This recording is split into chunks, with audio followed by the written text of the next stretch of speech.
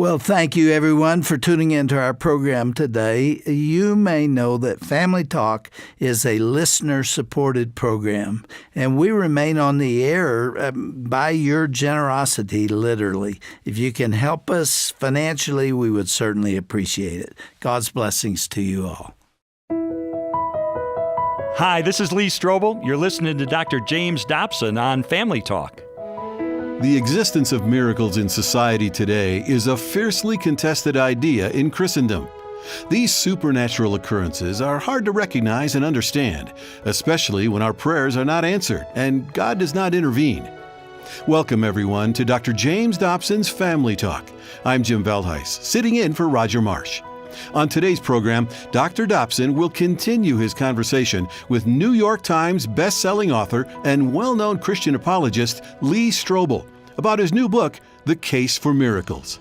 Lee will talk about the prevalence and reports of miraculous events happening in the 21st century and how we as Christians should process unanswered prayers. As was the case yesterday, this broadcast was recorded in the Family Talk conference room with women from the Legacy Leaders organization listening in. There's a lot to get to today, so let's dive into the remainder of this interview on Dr. James Dobson's Family Talk. You've written a new book called The Case for Miracles, and this is a book that I think our listeners are going to be very excited to get a hold of, because there are a lot of questions about whether God still performs miracles. Many people think he doesn't. That's right. A lot of people, like David Hume, the famous Scottish skeptic, said, well, miracles are impossible because they would violate the laws of nature. You can't violate the laws of nature, therefore miracles can't happen. And, you have to look at the definition of a miracle. A miracle is not a violation of laws of nature. If I take this pen that's sitting here on the table and I drop it, the law of gravity says it will hit the ground. If I drop this pen and you reach in and grab it before it hits the ground, you're not violating the laws of gravity. Right. You're just intervening. And a miracle is when God intervenes in the creation that he made. and does something that is extraordinary and points to him and his greatness and his goodness. So the case for miracles starts there. It does. It still happens. It still happens today. And you know what I did? And this really surprised me. I hired George Barna to do a national survey, a scientific poll, and I asked people, have you ever had an instant in your life, some incident, that you can only explain as being a miracle of God? 38% said, yes, I've had a miracle in my life. Now, if you extrapolate that out, that means 95 million miracles have happened among American adults. Now, let's assume that 95% of those are really just big coincidences, not really miracles. Say just a big coincidence. That still means there's 4.7 million miracles just in the U.S. So I think God is still in the miracle business. And as I pursued this book, what I did is kind of unusual. I interviewed a skeptic. In fact, the number one skeptic in America, Michael Shermer, editor of Skeptic Magazine. And I allowed him to build there's a credential for you, right? Right. And I let him build the case against miracles. So I spend the first 3 chapters building the case against miracles. And then I spend the rest of the book not only responding and answering those objections, but building the affirmative case that God is still in the miracle business today. Let's talk about how miracles occur. Yeah. You may or may not agree with this, but it seems to me that when God does intervene in our lives in a dramatic way, he usually does it in a way that preserves faith. Oh, definitely. And builds faith. He won't do anything that undermines faith because he values faith above all else. Yeah. That's the vehicle by which we can get a hold of him, that we can encounter him. Yep. And so you don't have a person with an arm missing and during the night an arm grows. Those kind of miracles rarely occur. But some of them are very dramatic. They are dramatic, and they're a result of prayer. They're a result of faith. One story in my book is my favorite because this story just blows my mind. It is the best documented miracle I've ever encountered. It involves a woman named Barbara, and Barbara was dying of MS. She was on her deathbed. She'd been to Mayo Clinic. She'd been suffering for many years. They said there's no more hope. She's in hospice. They put her in hospice in her home. She was going to die. She had a tube in her throat. She was breathing via oxygen coming from canisters in her garage. She was virtually blind. She could only see shapes in gray. Her one lung was collapsed. The other lung was only half inflated. Her diaphragm was mostly paralyzed. She had not walked in 7 years. Her legs were atrophied. Her body was curled like a pretzel. Her fingers were touching her wrists. Her feet were extended. She couldn't even put them flat on the floor. She was in her last days of life. One of her doctors said she was as sick as any human being I've ever seen. Somebody calls a local radio station, WMBI, the Moody station in Chicago, and says, would people please pray for Barbara?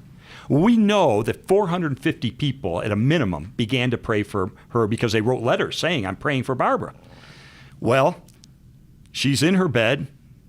She has 2 friends who are there who are reading some of these letters of encouragement that these praying people were writing to her. And Barbara hears a voice coming from the corner of her room. There's no one else in the room. It was a man's voice. She knew it was God. And the voice said, get up, my child, and walk.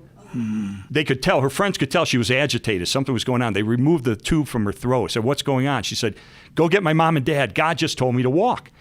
She didn't wait. She virtually jumped out of bed. She had not stood in 7 years. Her mother comes running in. She falls to her knees. She grabs her leg. She says, you have calves again. Her calves had come back instantly so that she could stand. She looked, her hands returned to normal. Her feet were flat on the floor as they hadn't been in 7 years. Her eyesight was instantaneously healed. Her and her father began dancing around the room together. That night at the Wesleyan Church where she attended in Wheaton, Illinois, they had a service.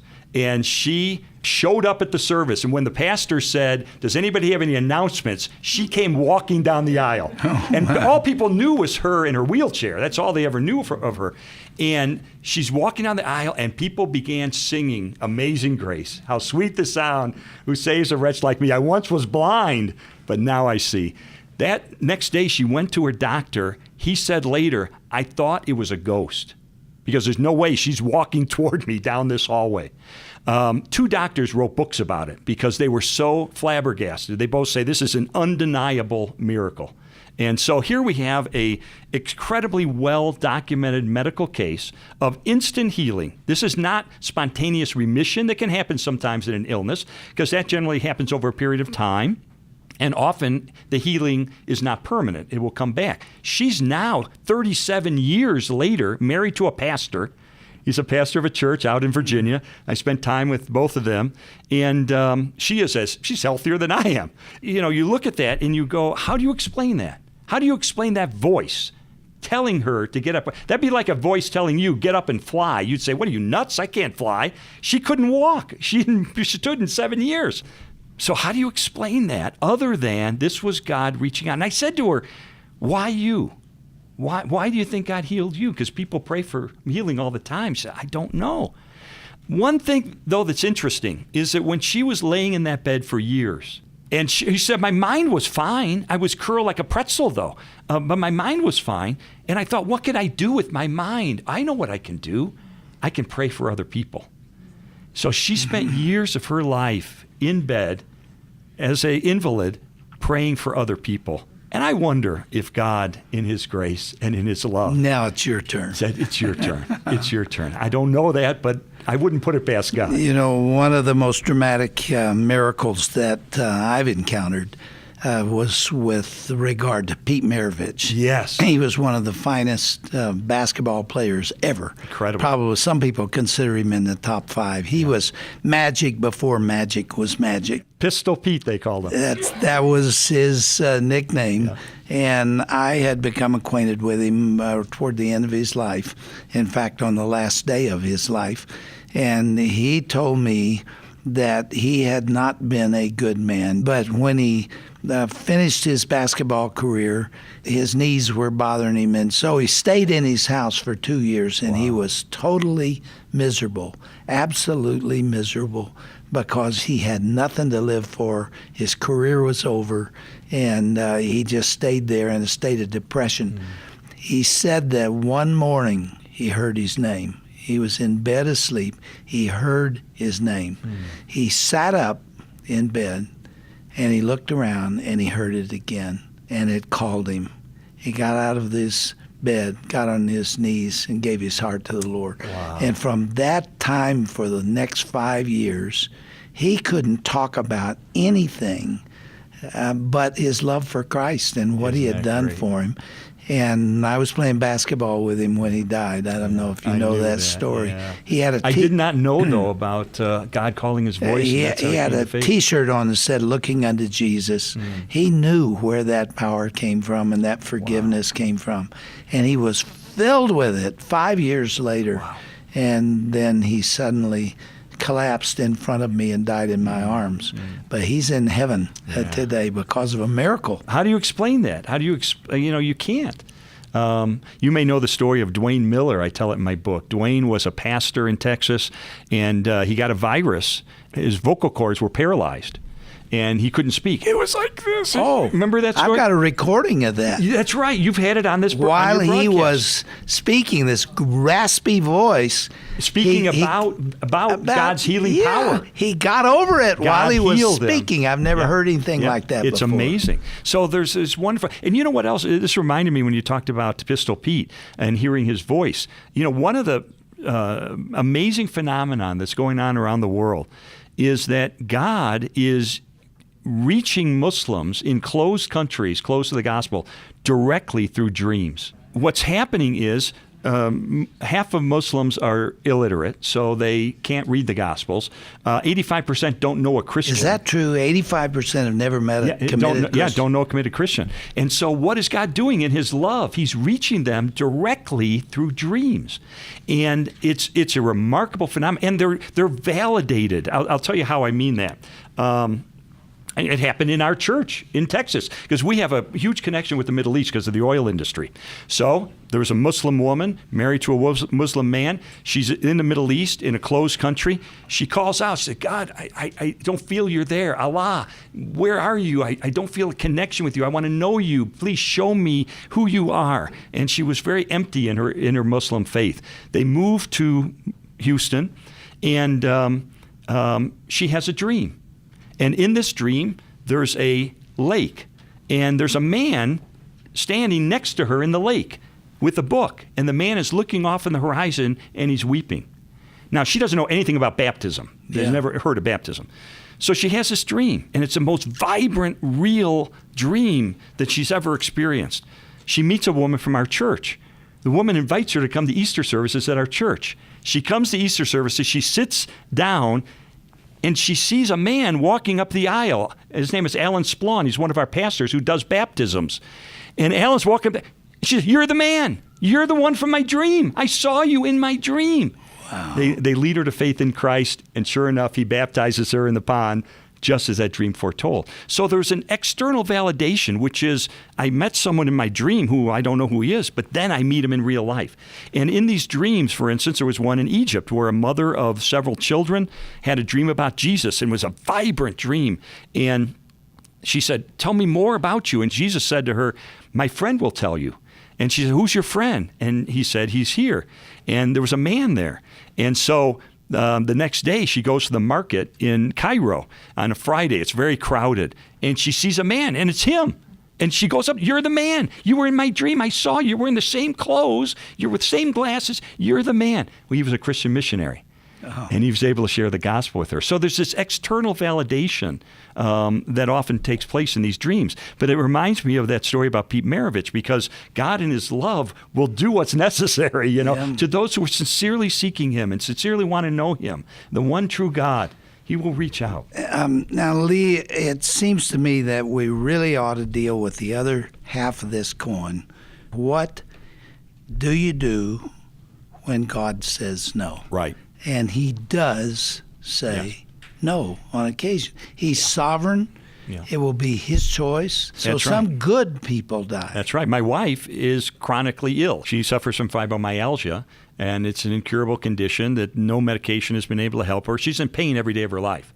And we've certainly prayed for God to heal her, and he has not. And I knew I could not write a book on miracles without dealing with this question. So I went to a man who has a PhD in philosophy, Dr. Douglas Groothuis of Denver Seminary. His wife, at a young age, is dying from dementia. She, at this point, does not know what a hairbrush is. She doesn't know what a telephone is. She's only in her 50s. And so they have prayed for God to heal her, and he has not chosen, for whatever reason, to heal her. Well, because he's a philosopher and because he's suffering personally from this, he was able to talk with such depth of emotion and intellect. It is the most powerful chapter I've ever written in any book. And what does he say about it? He says, God is sovereign, and God will do as God will do. And he says at some point, it's appropriate to pray what's called the prayer of relinquishment.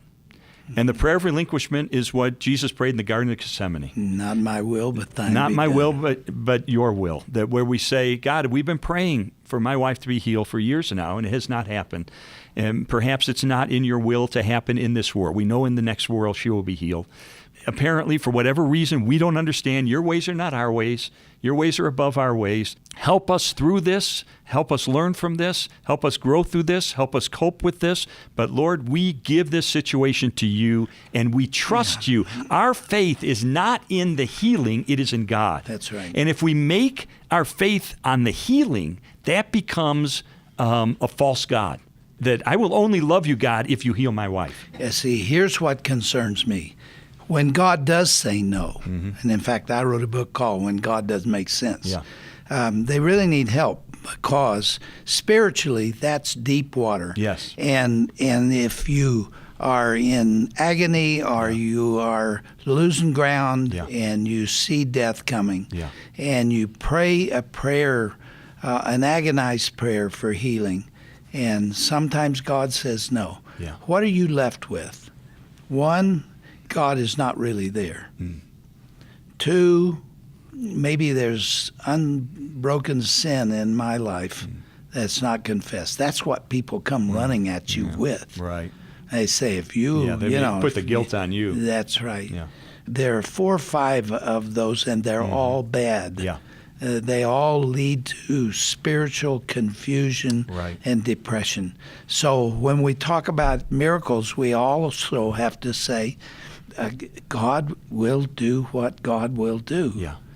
And sometimes he does wonderful things. He did for me. Yeah. I had a stroke, and 24 hours later, I was well. Yeah. I mean, that doesn't happen. Right. That just doesn't happen. Yeah. But I will die too when my time comes. And we know that ultimately healing will come. But you're right, in the depth of the suffering, it is at that point where our faith can be in jeopardy. And that's the point where we have to say, I'm not going to create a God out of my illness, and that I'm only going to worship the God who chooses at this point to heal me in the way I want to be healed. But my God is sovereign. My God will choose what he wants to do. His ways are above my ways. And if in his ways it is better for me to be in this situation, then I'm going to trust him in this. As difficult, as hard as it is, I'm going to trust him. That's where my wife has come to. After years and years and years of suffering, it is, I trust God. And she can say, I can authentically look at what I've gone through and look at all the ways I've grown spiritually, all the ways I've learned, all the lessons I've learned, how my faith has been deepened because of it. Because I didn't run from God in the midst of my pain, I ran to him in the midst of my pain. The best example, or perhaps the most disturbing example, is Johnny Erickson Tada. Yeah. You know, what was she, 17 when she broke her neck? Yeah. She's been in a wheelchair, in a wheelchair now. 50 years. And you know she's prayed every prayer that's possible to be prayed. Yeah. She's been prayed for by faith healers. Yeah. She has been. But look what God has done through her suffering. Done. Oh, my goodness. He chose a different path for her. He did. And thousands of people have come to faith and will spend eternity in heaven because he chose to use her in her situation to reach them with the gospel. See, that's why she's one of the greatest women in America. She is. Because she let God have it. And to think, she laid on that gurney right after the accident as a teenager, realizing I'm paralyzed for life, and she said, I wanted to kill myself. And you think of that, and you think of the fact that how God has redeemed this situation and used her in such a mighty way and grown her in incredible ways spiritually, with such depth and such, you think what a tragedy it would have been for her to react in that moment in that way. Yeah. Well, she came to be on my program in the early 1980s. I don't remember when it was.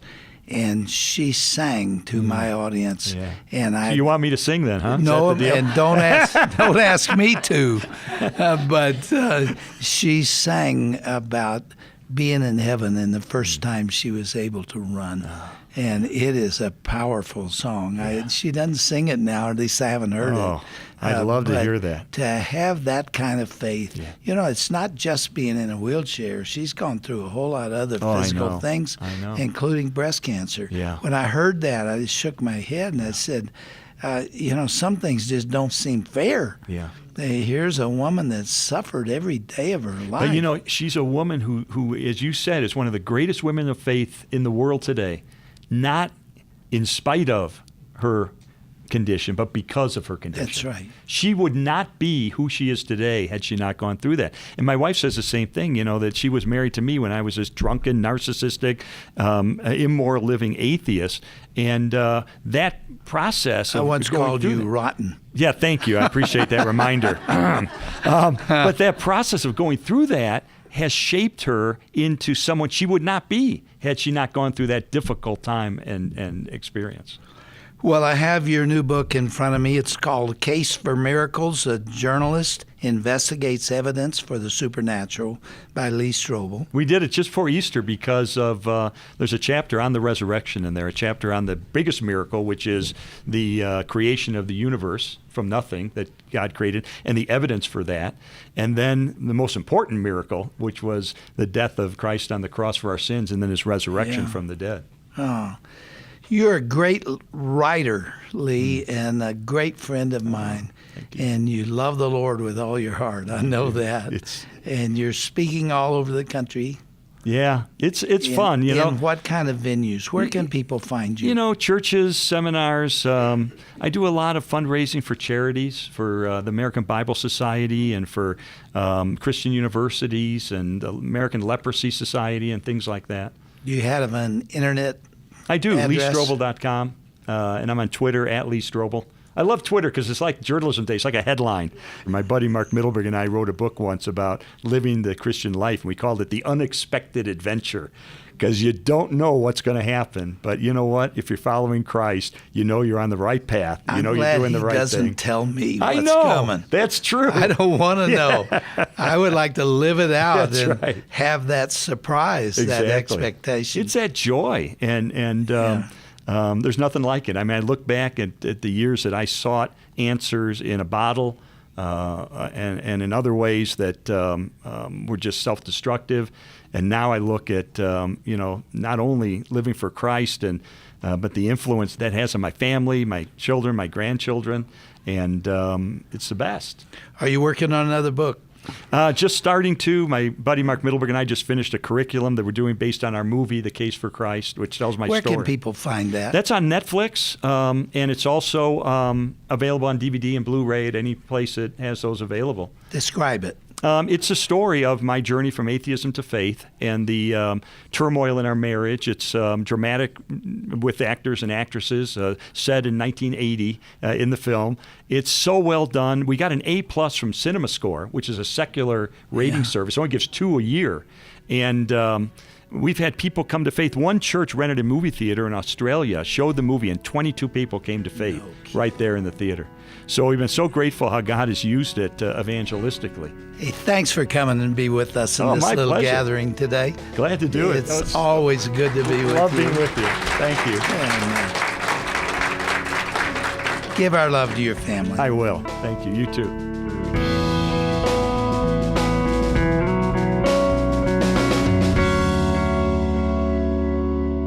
I hope you've enjoyed these 2 programs with Lee Strobel the last few days here on Family Talk. Learn how you can get Lee's new book, The Case for Miracles, or any of his other popular works on today's broadcast page at drjamesdobson.org. Once there, you'll also find a link to Part 1 of Dr. Dobson's interview with Lee on yesterday's show. That's drjamesdobson.org. Then click on the Broadcast tab.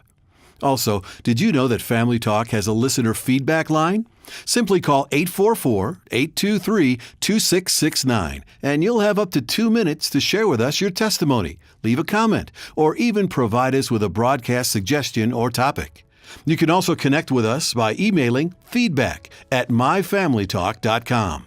That's the word feedback@myfamilytalk.com. When you do get in touch with us, let us know how you listen to Dr. James Dobson's Family Talk on a regular basis. Whether that's at home listening through our website or oneplace.com, or on the radio on the way to work, or picking up the kids.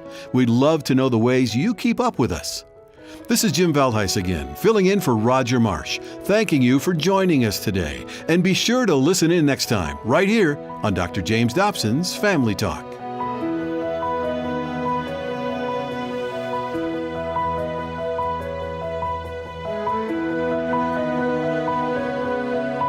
Family Talk is not associated with Focus on the Family.